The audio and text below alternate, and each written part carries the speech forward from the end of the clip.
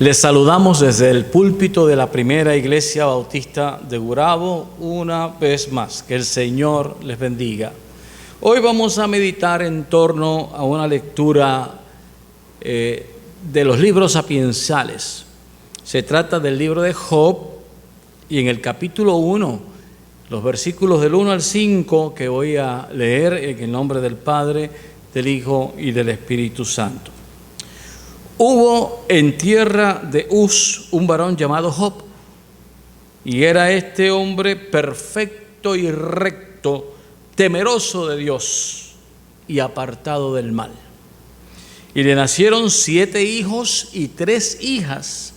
Su hacienda era 7,000 ovejas, 3,000 camellos, 500 yuntas de bueyes, 500 asnas, muchísimos criados, y era aquel varón más grande que todos los orientales.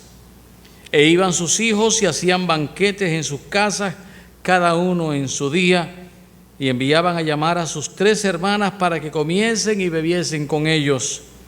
Y acontecía que, habiendo pasado en turno los días del convite, Job enviaba y los santificaba, y se levantaba de mañana y ofrecía holocaustos conforme al número de todos ellos. Porque decía Job: quizá habrán pecado mis hijos y habrán blasfemado contra Dios en sus corazones. De esta manera hacía todos los días. Que el Señor añada bendición a esta palabra en nuestros corazones. Para mí, predicar no es cosa fácil. Me cuesta trabajo. Por eso tengo que orar al Señor, y su voz se deja oír. A veces en boca de algún hermano, a veces en una conversación con un amigo, en mi meditación diaria, en la percepción que tengo como vuestro pastor, en una lectura, en una experiencia vivida o vicaria, o sea, una experiencia en alguna otra persona.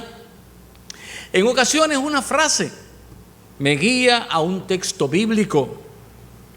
Para mí, predicar tiene como propósito ser vocero de Dios.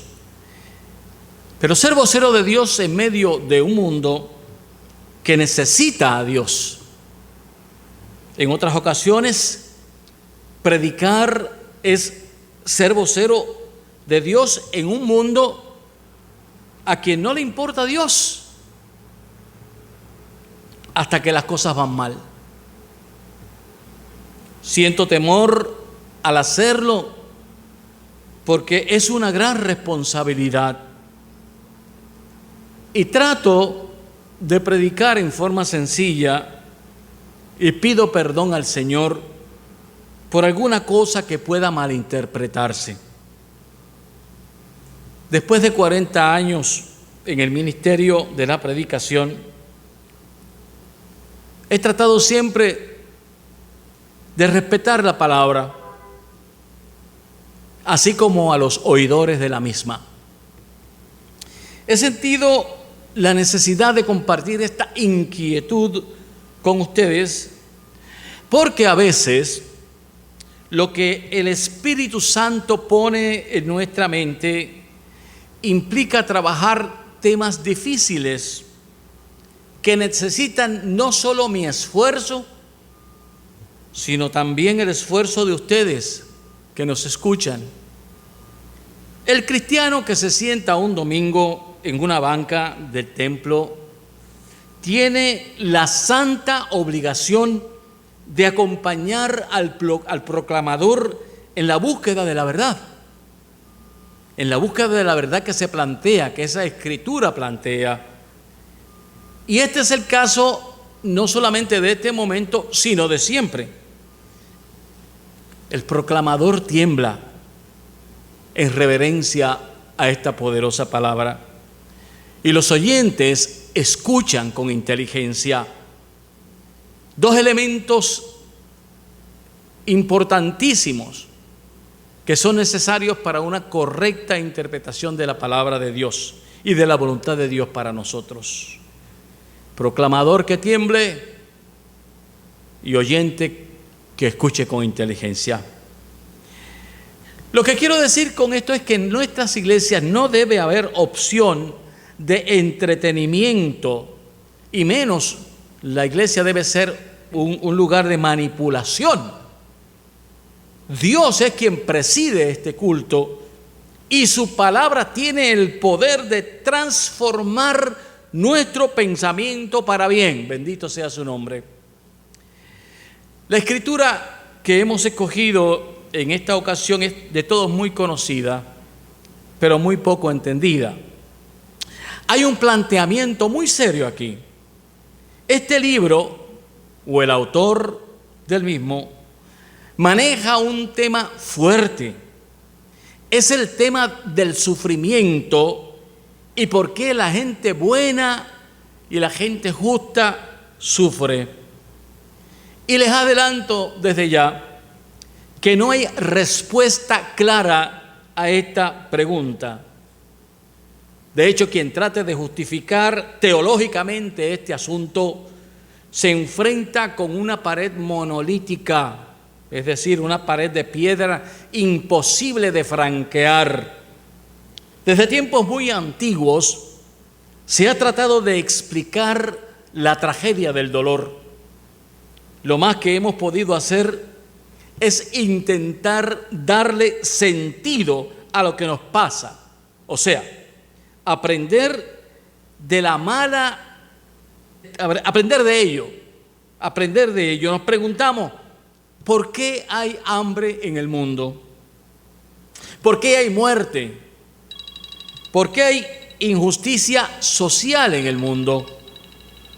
¿A qué se debe la mala distribución de los bienes terrenales cuando Dios puso todos los bienes, creó el mundo para todo el mundo? Pero la maldad del mismo ser humano es lo que provoca esto. Cuando en los últimos 30 años el pueblo vive desenfocado, el pueblo vive en unas circunstancias no muy cómodas, cuando la mediocridad es lo que impera en medio del gobierno. No son las leyes las culpables, son las personas que se supone que implementen esas leyes, pero no lo hacen correctamente. Por ejemplo, recordamos los hermanos de Peñuelas y de Guayamas que viven hoy, o en estos días estuvieron viviendo, una gran pesadilla con las cenizas contaminantes de una corporación que genera electricidad. Y los culpables aparentemente son los que protestan, porque mientras haya dinero de por medio, el pueblo y la salud, y me perdonan la expresión, que se lo lleve el diablo. Esa es la realidad de nuestros días. No obstante, la Biblia nos habla de un hombre bueno, de un hombre perfecto, de un hombre recto a quien le suceden 1000 calamidades. Y la pregunta que Job se hace es: ¿qué he hecho yo para merecer esto? Y yo les pregunto a ustedes, ¿acaso no es esa nuestra pregunta cuando nos sobreviene alguna amargura? Vamos al pasaje. El nombre de Job es muy difícil de entender, porque su raíz de origen tiene que ver con el verbo odiar o ser un enemigo. Es posible que el mejor significado que podamos encontrar de este nombre es ser perseguido. Y nos dice la Biblia que vive en la tierra de Uz. No hay certeza donde se ubica geográficamente. Lo que se puede deducir es que Uz estaba más o menos entre Edom y Arabia. El libro no dice quién lo escribe tampoco. Sí se sabe que comienza en prosa y luego se convierte en un poema. Los estudiosos dicen que es el más hermoso poema de toda la Biblia. Y de seguro hay una construcción literaria intencional cuando aquí, por ejemplo, se habla de 7 hijos y 3 hijas. En la numerología cabalística judía sabemos que el 7 es perfección y el 3 significa totalidad, pasado, presente y futuro. De manera que 7 hijos, 3 hijas, más sus propiedades. En otras palabras, la vida de este hombre era perfecta.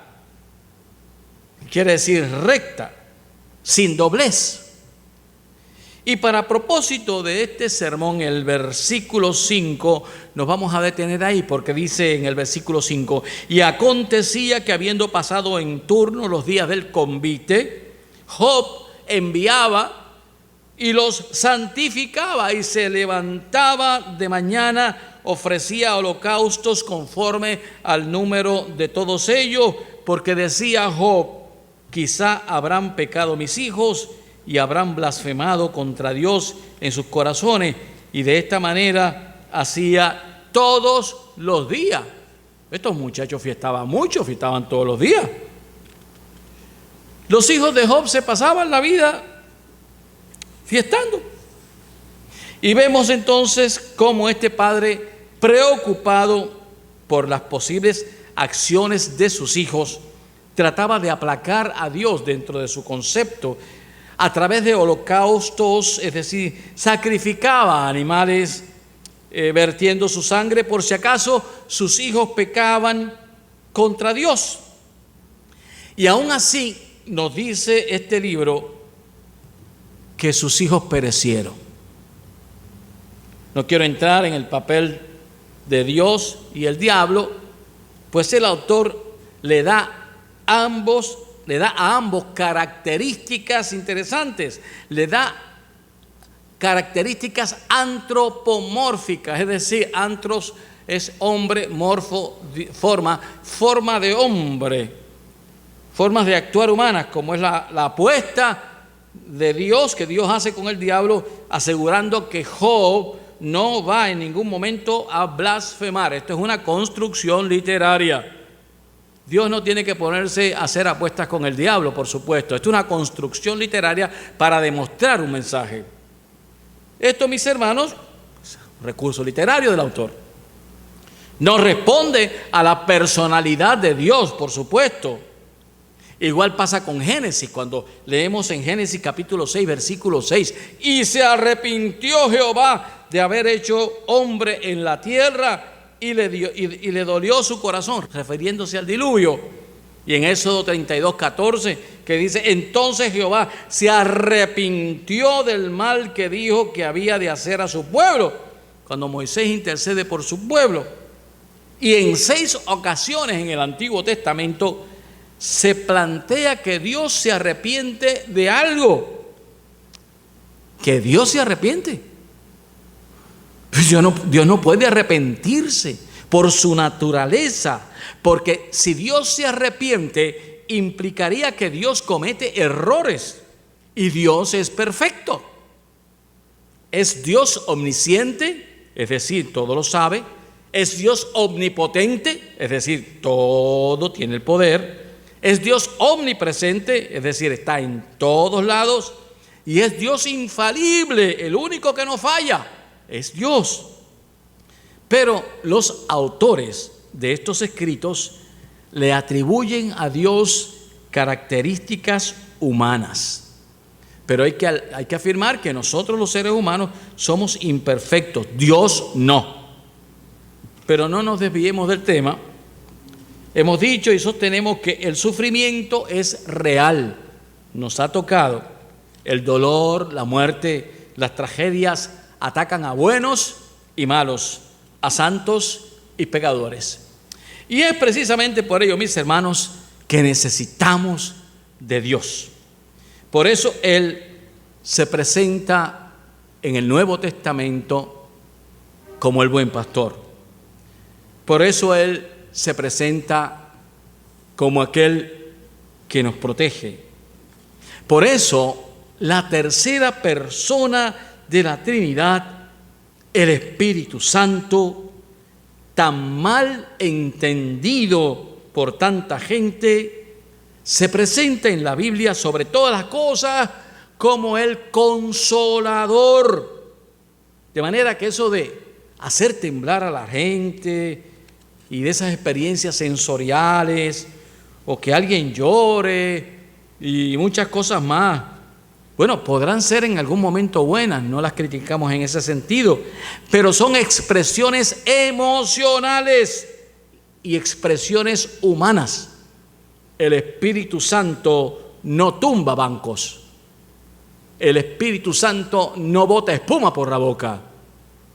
El Espíritu Santo es el Consolador. La palabra claramente define en boca de Jesucristo que el Parakletos, en griego, palabra que significa consolador, es la presencia de Dios en estos tiempos. Es decir, Padre Creador, Hijo Redentor y Espíritu Santo Consolador.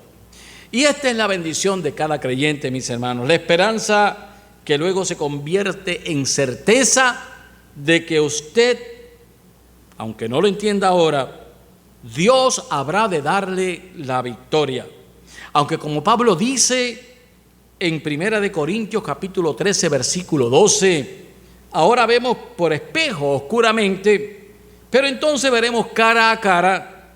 Ahora conozco en parte, pero entonces conoceré como fui conocido.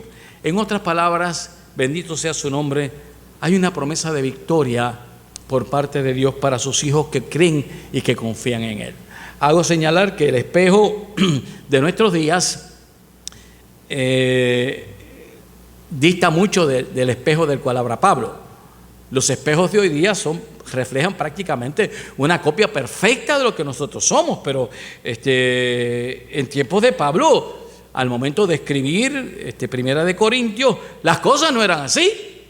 Un espejo en aquellos tiempos era una superficie de metal pulida. Es como si usted tomara un sartén nuevo y pulido y se mira en él, más o menos esa imagen distorsionada y oscura es a lo que Pablo se refiere. Que no podemos entender, por tanto, que no podemos justificar, ni adjudicar, ni explicar aquello que no sabemos. Es lo que quiere decir tanto Job como también Pablo en estos términos, ¿verdad? Que vemos oscuramente. No podemos explicar aquello que no sabemos. Lo que queremos decir, hermanos y hermanas que nos escuchen, es que si el dolor, si la tragedia, si la enfermedad o lo que sea se presentan un día en su vida, tenga la certeza de dos cosas. Primero, no siempre es porque usted es culpable de algo. Este es el caso. Job, dice la Biblia, que era un varón perfecto. Sus llamados amigos intentaron convencerle de que si estaba así era por algún pecado oculto, y él aseguraba que no. Cuando el dolor, la tragedia, la enfermedad o lo que sea se presentan un día en nuestras vidas, seamos humildes, no nos rebelemos contra Dios. Porque ante esa tragedia, Job lo que dice en el capítulo 1, versículo 21 es: desnudo salí del vientre de mi madre y desnudo volveré a ella. Jehová dio y Jehová quitó. Sea el nombre de Dios bendito. Al final de este libro, Dios le da en cierta manera un tapaboca a Job. Le dice a Job que no intente descifrar los designios de él porque jamás lo va a entender. Ni Dios tiene que explicarnos. Somos sencillamente sus criaturas y Él es el creador. Es un concepto de humildad que está presente aquí. un concepto de humildad. De manera que nosotros no somos dados a jugar bolita y ñeco con Dios. Dios le da un tapaboca también en este libro a los amigos de Job, porque trataron de meterse en asuntos de los cuales ellos no tenían ni la somera idea. Y finalmente lo que hace es que reivindica lo que Job afirmaba. Aquellos amigos le estaban diciendo lo mismo: algo habrás hecho por lo cual estés así. Y no fue así. El libro termina con un final feliz, donde todo lo que perdió Job fue aumentado, nos dice la Biblia. El libro, y aclaro que este final feliz fue añadido después del original. Algún copista quiso darle ese final feliz a algo que no tiene contestación en este plano terrenal. Que podamos aprender de este libro lo siguiente. Número 1, Dios nos quiere bien.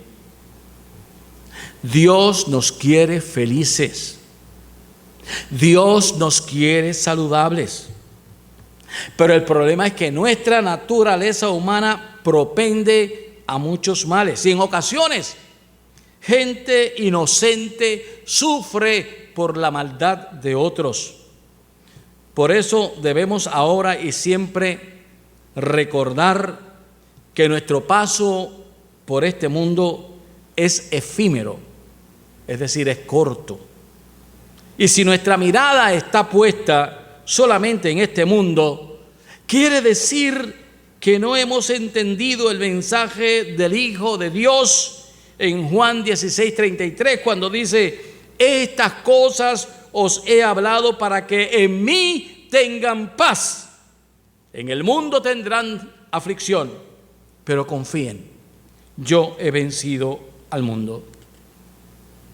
Que nuestras palabras en esta mañana o en este tiempo nos ayuden a confiar en las manos del buen alfarero, aunque nuestro vaso se rompa. Dios habrá de sostenernos en todo tiempo. Y aunque no entendamos por lo que estamos pasando, tengamos la visión puesta en ese vislumbre de gloria que tuvo nuestro Señor al momento de pasar tanto dolor. Tuvo un vislumbre de gloria, aquella gloria con el Padre. Y al momento de resurrección, que vence la muerte, vence el pecado, nos asegura a nosotros la vida eterna, una eternidad de felicidad, sin dolor, sin angustias, sin amargura. Trabajemos y vivamos en la medida en que podamos, rindiendo honor a Dios y viviendo una vida conforme a su palabra. Que el Señor les bendiga.